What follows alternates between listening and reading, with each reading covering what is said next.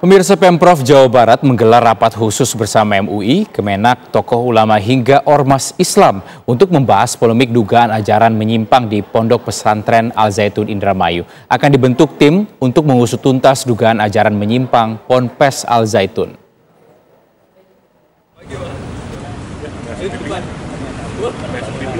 Pemprov Jawa Barat menggelar rapat khusus bersama MUI, Kementerian Agama, tokoh ulama hingga ormas Islam untuk membahas polemik dugaan ajaran menyimpang di Pondok Pesantren Al Zaitun Indramayu.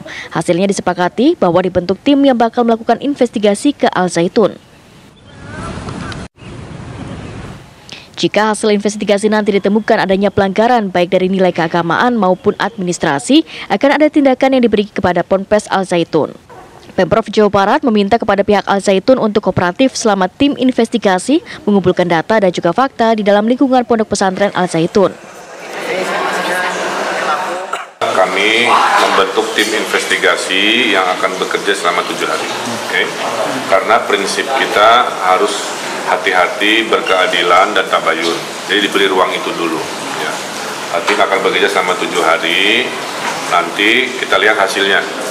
Kalau hasilnya ternyata ada pelanggaran-pelanggaran secara fikih, syariat, dan lain sebagainya, juga berhubungan dengan potensi pelanggaran administrasi terhadap norma hukum yang ada di Indonesia yang dilakukan oleh pihak terkait, maka akan ada tindakan-tindakan administrasi, tindakan hukum, dan lain-lain. Tapi belum bisa disimpulkan karena timnya baru akan mulai bekerja selama 7 hari.